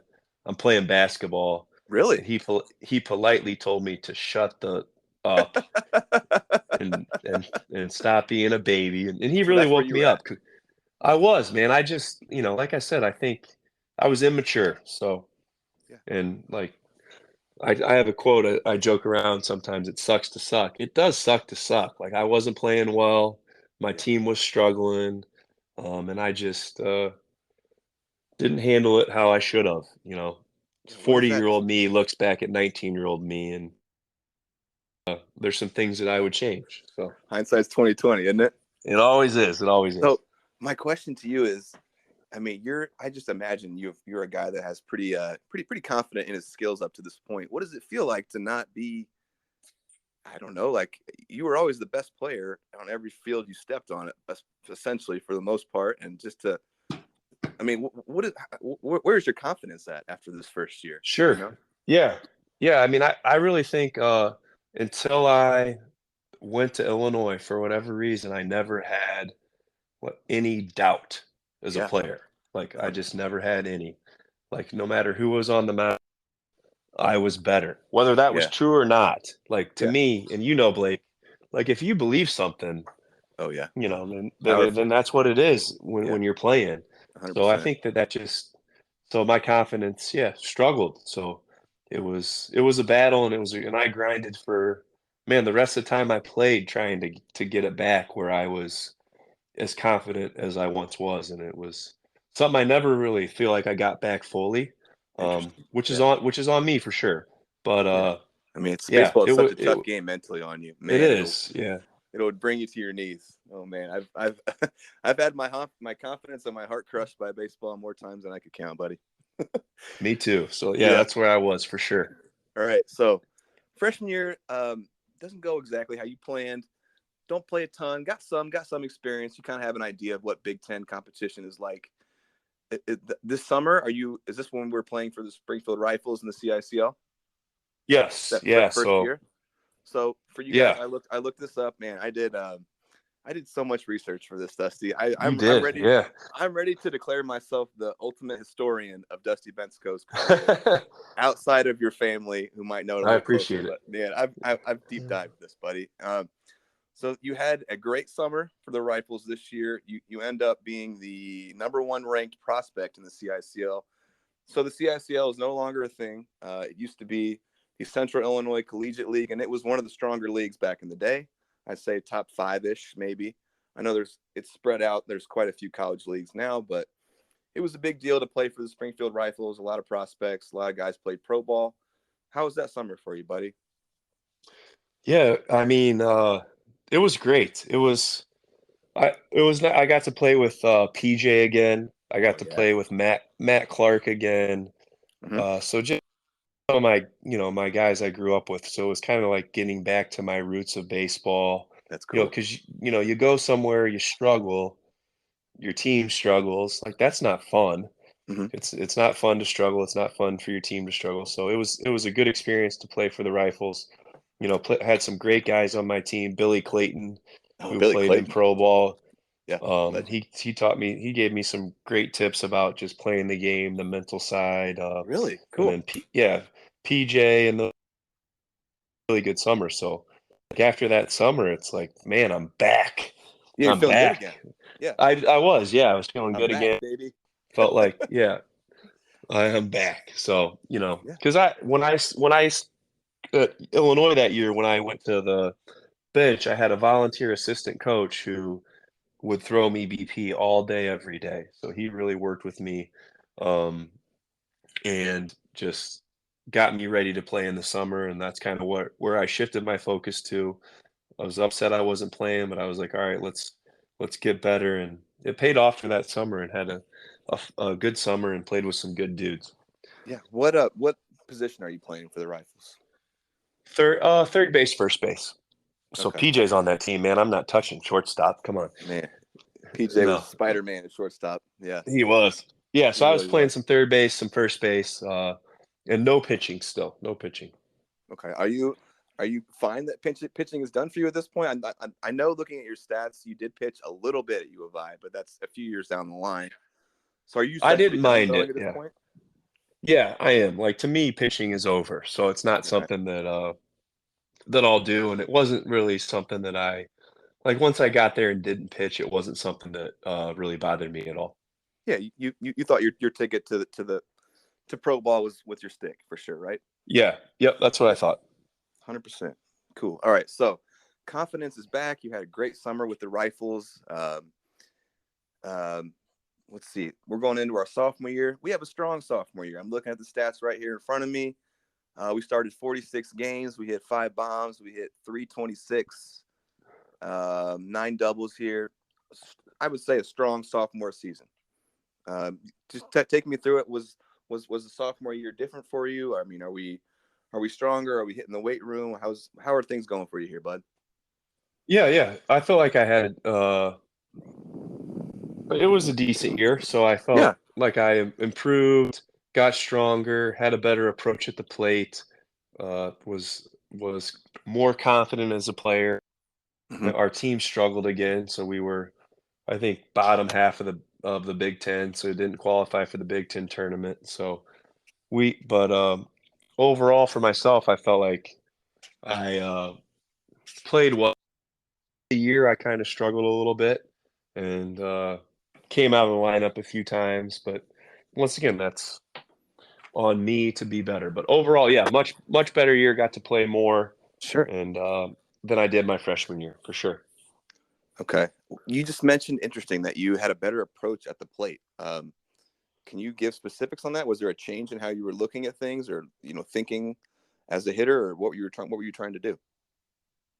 Sure. For me, my issue, my whole life was anything with spin, Hmm. chasing out of the zone. So my coaches and I just kind of came up with a plan to eliminate spin early in the count. If you, Blake, as you know, the key is if you see it. So eliminating, I can never eliminating see them, spins a man. Like tremendous. Me I can neither. never So see it. Like yeah. Sorry, go ahead. eliminating spins a good. No, eliminating spins a great idea unless you can't pick it up, which, which Yeah, that was I me. know. So, but it was I just for always me. read It about was guys. the strike. Sorry, Yeah, I always read about guys like the Derek Jeters and all these big league guys that could read spin, and I was like, well, I could never do that. It was very me hard to neither. pick up spin, right? Yeah, for sure, for sure. That's why we're Yep, talking here and not at Yankee Stadium, Blake. Uh, that's the truth, yeah, bud. but so yeah, I just tried to adjust, like trying to adjust what my zone was and what my approach was. So Sure. gap to gap and try to stay off spin as often, struck out less, put the ball in play harder, more. Yeah. And my approach before was just hit bombs, if I'm being honest. So it was really the first time that I really like thought about an approach and tried to do it in a game. That's amazing. Hit bombs. That's a good That's the approach. truth. That's what I was brought up, like you swing hard and you hit it hard and that's it. So yeah, I it was love really it. one of the first times where I really dove in. Like it was nice. We could watch film, we could watch our at bats. I mean, it was outdated. It's like on a DVD that I'm rewinding, but it Yeah. was good. They had some good stuff that could help you get better if you wanted to. So I felt like You're, I got better yeah. over the 100. course of that year.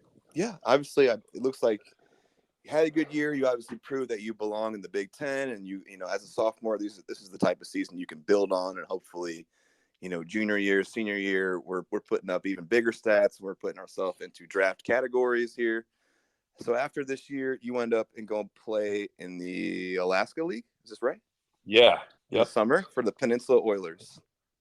Yes. I remember reading an Man. article about this, and it was really cool. I remember you talking about there were times when was it's either daylight for 24 hours or is it darkness for 24 hours or Daylight. daylight? Okay, yeah, Yeah. just I'd love to hear about your experience in Alaska playing for the Peninsula Oilers, buddy. Sure. I'll talk about the good stuff first. Yeah, I man, I'll never forget my flight gets in the first night. It's like 11 p.m. And this is like, pre-Twitter, pre-Instagram, pre-Google, so you really don't know what you're walking into. Like right. I've heard from some guys like, "Oh, it's daylight there a lot." And I'm like, "All right, get out of here, whatever." And it is like the sunniest day you've ever seen. So I'm like, What the did I just get myself into?" Like we're driving at 11 p.m. from the airport. There's people mowing their yards. I mean, it's What? it's the What? craziest. It's the craziest thing you've ever seen. We had at our field, we had every home game was at 7 p.m. Our Okay. field did not have lights, no Really? lights. Wow. 7 p.m. first pitch. So we'd go play our game and then like go salmon fishing in the river after the game, and the sun wouldn't set till like 2 a.m. It was the craziest thing ever. That So is it was a nuts. really it was a really like cool experience in that role. Just small town, Yeah. wilderness, really good baseball. There's some dudes in that league that Yeah, I it was a played in. strong league. It was a very strong league, wasn't it? One story I like to tell you how my summer went. So Jacoby Ellsbury is in that league, Oh wow. stud big leaguer. I Sure. think he hit 496 in the league, Oh wow. something insane. Yeah. And I hit 196. So there's the story the story of two different summers. So I bet you he had a little bit more fun than I did. So you uh, hit 196. Are you struggling mentally going through that, or oh man, are you yeah, fine? man, just bad. So uh, I tried about 22 different stances. Hmm. So this is actually where pitching comes back in. Okay. So I struggled so much at the plate. I talked to my manager. I was like, "Man, listen, I suck right now. I'm killing us.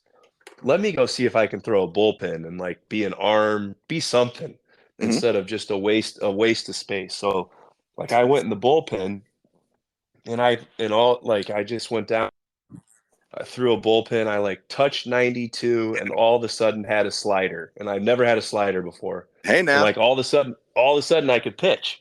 So I don't know why. Like in high school, I just threw it as hard as I could, and that was the end of it. But like all of a sudden, I had so then I pitched and ended up throwing like 10 or 11 innings that summer and threw really really well. So, but I sucked as a hitter, Blake. I sucked. So. What was going on with? Do you have any ideas what was going on? I mean, was the competition that good, or were you in your head, or until you tell me, bud? I think it was just back to the doubt part that we talked about. Just it, and then one question creeps in, and just once that seed of doubt is in your brain, it is tough. It is, yeah. And you can get rid of it for a little bit, but I really believe that that's what really separates great players is like their ability to handle that, well said. And how they can work through it, or their ability just to have never had it. Some of the best guys probably have never had it. Other guys that make it or are really great college players just really have that ability to handle it well. And that's like as a coach and teacher, that's what I really try to help the kids with, just because I know, like for me, it was a struggle, like the self-doubt, the confidence at the plate, playing the game, and how personally I took it to try to help others deal with what I experienced is the big one. But yeah, that summer, man, Jacoby Ellsbury 496, me 196, and that's not like a fabrication. I'm pretty sure that's what he hit in that league. So, was there anything in place at U of I, or were you doing on your own to try to correct some of these issues you were having with your confidence? I'm talking, mental skills training, sports psychology, anything like that. Sure, that's a great question. So before the fall before my senior year, we do bring a guy in at Illinois, and he really, really, really helped me personally.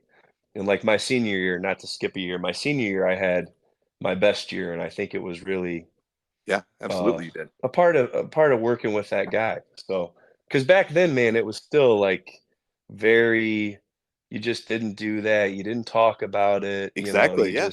You just sucked it up and you played and that was it. And no matter what, it wasn't like, man, I'm struggling at the plate because I have some doubt. Like you just wouldn't talk about that. So it was really refreshing that Illinois brought a guy like that in to talk to us. And it really helped me out a lot.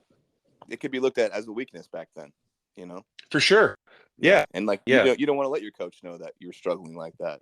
No. You didn't complain. Whatever the coach said went. You didn't say any of that stuff. So I'm happy. That's one of the few changes that I'm happy that it's just more acceptable to focus on that aspect of the game to make players better. Yeah, I 100% agree with that. All right, man. So we had our experience in Alaska. I mean, did you live with the host family up there? What was that? Was that anything noteworthy?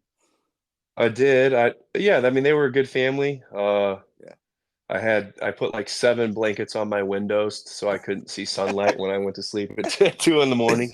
I didn't have a car, so I was trapped in a house in the sun in Alaska, batting 196 for an entire summer. Sounds like you had a great time. And like no internet, so I had a lot to think about, Blake. A lot to think about. I got I played a little bit of indie ball, and the first host family that I had, they were in Chicago. I was playing for the Schaumburg Boomers. They had no internet and no AC, and they said I was welcome. They said I was welcome to any food in the house, and they had like no food in the house whatsoever. That's the same as mine in Alaska. They were like, "You're welcome to any food," and I was like, "There's no food." And I have $4 in my bank account, so this is going to be a problem. Yep. For you guys out there that don't know, some college summer wood bat league teams and even minor league teams will hook you up with sometimes a host family where you will go live with them. They will, take care of you're obviously not going to be paying them, and sometimes they help you out with perks, whether it's groceries or things like that. I mean, and there's a full spectrum of some people get great host families that give them a ton and are very gracious, and some get, a little more difficult ones, but that's just how it goes sometimes. Some get no AC and an empty fridge. All right, man. So we're coming back for our junior year here. Had a little bit of a tough summer. How are we feeling going into our junior year? What are we thinking, man? Yeah, well, I know I've got some work to do, Mm-hmm. and so like is all about getting back. Winter's about getting back. I go into the season. I put in a lot of work in the off season with J.R. Kai's has transferred there to Illinois from Yes, Lincoln from Lincoln. Land, so one of Yeah, my statesman teammates. yeah, So we went back to school early, and we really put in a lot of work to prepare to play. So I yeah, felt like I'm ready to play. I sure. feel like I'm maybe in the best spot that I've been Yeah. um, at Illinois. So I feel I'm trying not to let that summer, impact my time at Illinois. Different Are you working out season. with Jr.? Yeah. So Yeah, we he's went known back, for his man. work ethic. Probably. Yeah, Oh man, I don't he's know if I've played with a legendary work harder ethic. worker. Yeah, yep. J.R. Yeah. I Kai's, mean shout out to you, buddy. Everyone yeah, knows about your work ethic, man. he worked his butt off, and um, we both had similar junior seat, which I'll talk about. Like we both Yeah. struggled, but we both put in the Hmm. work and felt ready to go for our junior year. Yeah. Um, so I felt like I was in a good place. I think we opened that year with like at Mississippi State. Oh, cool. Uh, Yeah, Duty Noble. so like what a cool atmosphere. Oh, yeah, we got to play there at Murray too. It was amazing. Oh, so awesome. And it was, I mean, they took it to us, but like it was a great experience. I started out hitting great, uh, hit a few bombs early at Mississippi State, had I think one more solid weekend, and then went in a little bit of a slump. Uh-huh. Uh, I probably got my average down to like 250, maybe a little bit lower, and then just got um taken to the bench, Yeah, which was that's the what. right which was the right decision. Like Okay. if I'm the coach, it's hard for me to say this. I bench me too. Hmm. And then but just never got back in the lineup. So just Yeah, like that junior year just felt like kind of like a waste of a year for me personally. So I can't right. That's remember how many ABs I got or any of that stuff. But I got it right here. We're in 33 games. You got 105 at bats.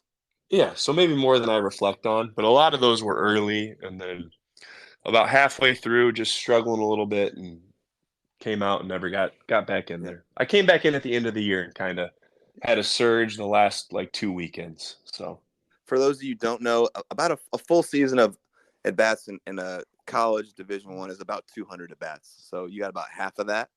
Hit 267, 3 bombs here, and you, like you said, you ended up kind of back on the bench here at some point, kind of losing your starting spot. Is that what you said? yeah, so probably, yeah, right as we, like, started conference play was when that happened, so and just never got back in there and got consistent, uh, ABs until later, so till towards the end. Okay. Disappointing for sure. Yep, for sure. Okay, so for those of you also that don't know, the junior year is a big deal. If you go to a 4-year baseball school, that's when you're draft eligible. So I'm sure you were probably thinking this is the year you really got to make your mark. You're trying to get drafted. Doesn't happen. Where are we at mentally after that? Yeah, I'm down for sure because Mm-hmm. I think like over the course of my college career, like reality, like 17 leaguer in my mind. Like Yeah, now reality is kind of setting in, but you still have like at least I did. I still had that hope. Like I had these yeah, glimmers. Like I turn it around for a summer. I still like, can you do it enough to get a chance? And then all you need is that chance. So I still had that hope probably. So it was definitely um, disappointing to not get drafted, but yeah, I can't say I was surprised. Just like my yeah, high school, I was surprised. This one, it's what I was expected, but was still, disappointed that I didn't have the career so far to get that opportunity. yeah. Absolutely. All right. So junior year doesn't go as great as we would have liked. We're going to end up in the Coastal Plains League playing for the Wilmington Sharks that summer. Am I correct? Yep, Take me there, man. How'd that summer go for you? it was a great summer. Like we were just kind of talking about host families. My host family was awesome. Shout out to the Matthews family. So they Shout out. had two young kids, I think 9 or 10-year-old twins, Kyle and Kaylee, and they were awesome. Came to my Leanne and I's wedding, and are still. I still communicate with them, so that's how good of a host family they were. But Mhm. my Coastal Plains League coach was my same manager from Alaska. I hit 196 for him, was terrible, and he thought it would be a good idea to bring me to his team in the Coastal Plain League for some reason. So no, but he's a good dude. He's a great guy. So he was a pitching coach, Kyle Diodrato, a pitching coach at Winthrop. So Okay. I have a way better summer, hit the ball well, make the All-Star game, win the home run Cool. derby. Okay. Here Uh, we go. yeah, and then I actually got offered a free agent contract by the Rays that summer, the Let's Tampa talk Bay about it. Rays. Let's talk about it. Yeah, man, it was a hard decision. I bet. So I go out. I have a good summer in the Coastal Plain League. We're about halfway through the summer. I win the home run derby at the All-Star game, hit a bomb at the All-Star game in front of a bunch of scouts. So the Rays like come up and talk to me and then make me an offer to sign and skip my senior year. So just sign as a free agent. Yeah. So Was there any bonus involved, or they just want you to come? uh yeah, like 25,000 I think was what it was. So like, Okay. money's money, but also Understood. pay for the rest of my school, Okay. which, who knows what I would have done. But so I talked to my college coaches, talked to my family, and like I feel like I'm in a pretty good place baseball wise. So my decision was I'm gonna not do this and Really? just be a guy. I was just worried, like, all right, we're a guy that they only spend 25,000 on. Like if they don't like what they see. So I'm like, I'm gonna go back to college, Yeah. have a great senior year, and then get drafted and maybe I'll get a little bit more money and they'll have a value in a draft pick. So that Yeah. was my plan. So it was a Betting on hard decision yourself. though. Yeah, betting on Yeah, yourself. I did. It was really hard because like the goal of like, all right, I want to play professional baseball. It was right there. There. Yeah. And to walk away from it Oh man, was I couldn't really imagine. hard. So Yeah. yeah. But I So talked to Coach Greer, my brother-in-law Danny, and my college coach Eric Snyder, and they gave me some really honest feedback, which was helpful. Because like in times like that, you don't want somebody that's gonna sugarcoat it. You want the right, truth. the real deal. Yeah, So for sure. yeah, and then they really helped me make some decisions, and I'm like, all right, I'm gonna go back and bet on myself and have a great year and go from there.